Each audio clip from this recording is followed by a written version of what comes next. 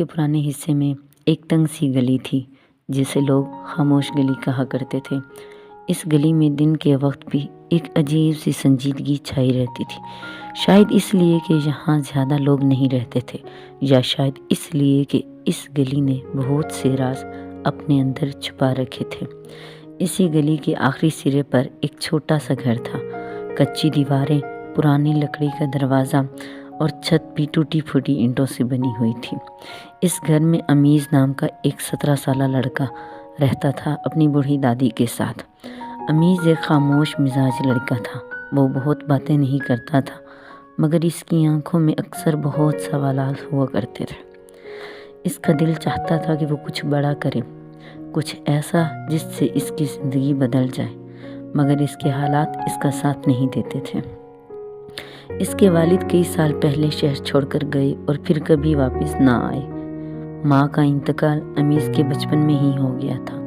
اب صرف دادی تھی جو کمزور جسم کے باوجود حوصلہ مضبوط رکھتی تھی۔ دادی اکثر امیز سے کہا کرتی تھی، بیٹا، زندگی آسان نہیں ہوتی، مگر نیت صاف ہو تو راستے خود بنتے جاتے ہیں۔ امیز بس مسکرا دیتا، مگر دل ہی دل میں سوچتا، راستے تب آسان بنتے ہیں جب جیب میں پیسے ہوں۔ ایک شام جب امیز پرانے شہر سے لوٹ رہا تھا تو بارش شروع ہو گئی۔ وہ گلیوں سے گزرتا ہوا ایک سنسان موڑ پر پہنچا۔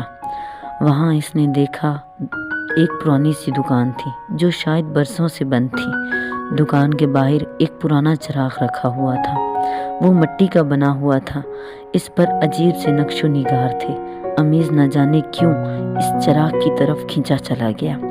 اس نے چراغ اٹھایا، اس پر جمی گرد کو صاف کیا اور دل ہی دل میں سوچا، کون سا خزانہ نکل آئے گا، مگر گھر میں جلانے کی کام تو آئے گا ہی نا۔ وہ چراغ لے کر گھر آ گیا۔ دادی نے چراغ دیکھا تو چونک گئی، امیز یہ چراغ کہاں سے لے آئے ہو؟ امیز نے ساری بات بتا دی کہ کیسے ایک بند دکان کے سامنے اسے یہ چراغ پڑا ہوا ملا۔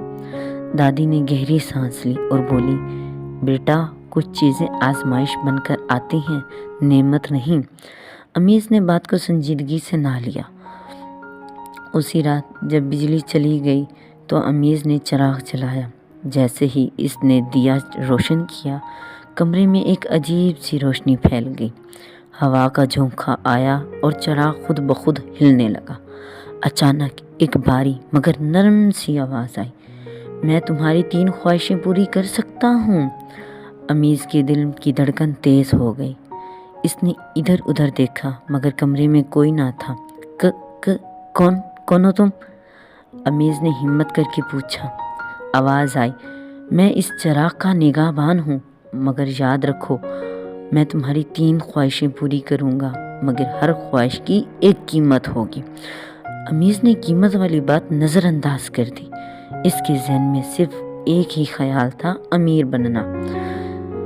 میں چاہتا ہوں کہ تم میری خواہشیں پوری کرو۔ یہ کہتے ہی امیز نے اپنی پہلی خواہش مانگی۔ امیز نے کہا، میں چاہتا ہوں میں غریب نہ رہوں۔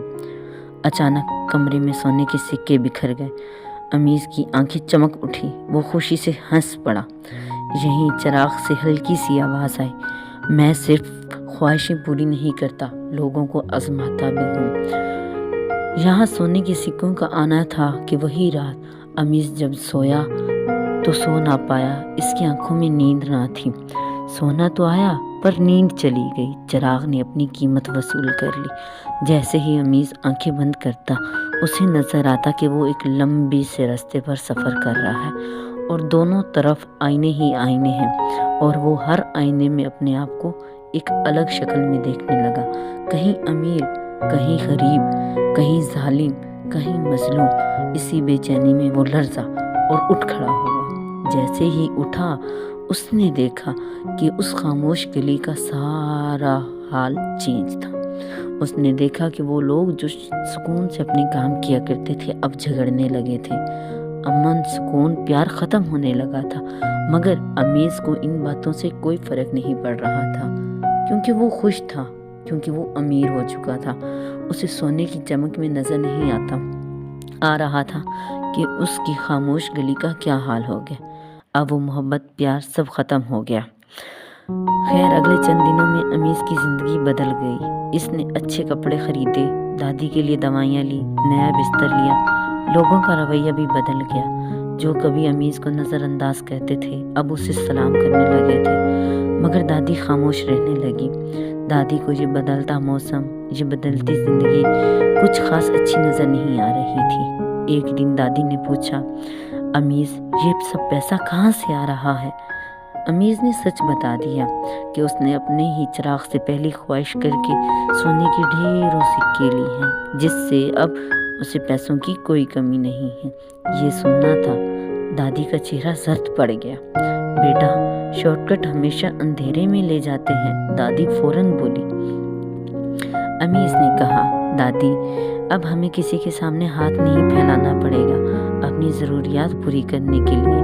کیا یہ برا ہے؟ اب ہمیں لوگوں کو ترسی ہوئی نظروں سے نہیں دیکھنا پڑے گا، یا یہ برا ہے؟ دادی نے آنکھیں بند کر لی، ایک ٹھنڈی سانس لی اور خاموش ہو گئی۔ وقت گزرتا گیا مگر امیز کا دل مطمئن نہ ہوا۔ اب وہ عزت اور طاقت چاہتا تھا۔ وہ چاہتا تھا لوگ اسے عزت دیں، اسے مانیں، جو کہ پیسہ آنے کے بعد تو نہیں ہوا، پر اب وہ اپنی دوسری خواہش مانگنے جا رہا تھا۔ ایک رات اس نے دوسری خواہش مانگی، میں چاہتا ہوں کہ لوگ میری بات سنیں، میری بات کو عزت دیں۔ چراغ نے امیز کی دوسری خواہش بھی پوری کر دی۔ اگلے دن سے ہی امیز شہر میں پہچانا جانے لگا۔ لوگ اس سے مشورے لینے آنے لگے، اس کی بات وزن رکھنے لگی، مگر اس کے ساتھ ہی اس کے اندر غرور پیدا ہونے لگا۔ وہ دادی کی باتوں کو بھی نظر انداز کرنے لگا۔ خاموش گلی اب پہلے جیسی خاموش نہ رہی تھی۔ یہاں دوسری خواہش کا پورا ہونا تھا اور یہاں خاموش گلی کا سارا امن سکون ختم ہو گیا تھا۔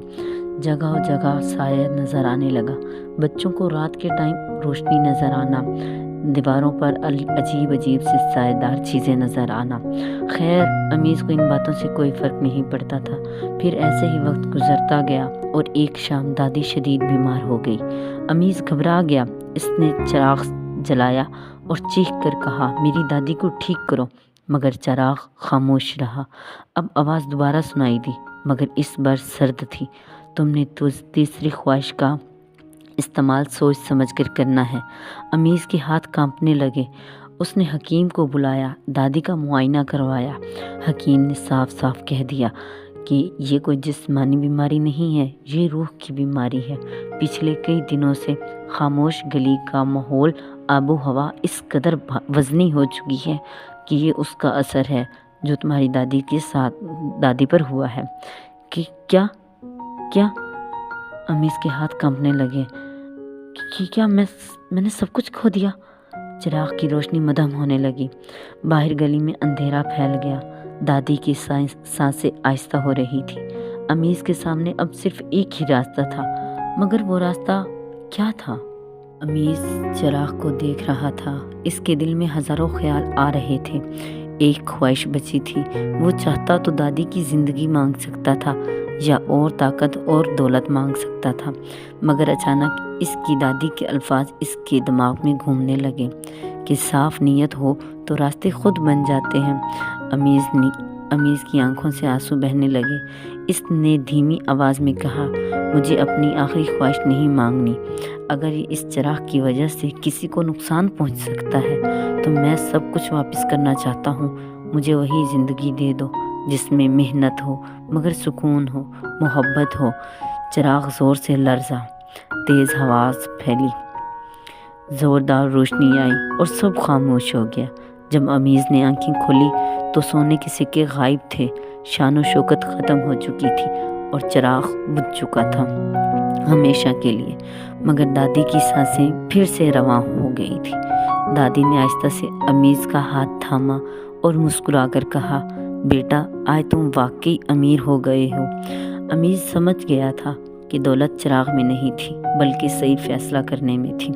خاموش گلی پھر خاموش ہو گئی، مگر اس گھر میں اب ایک ایسا چراغ جل رہا تھا جو کبھی نہیں بجھتا۔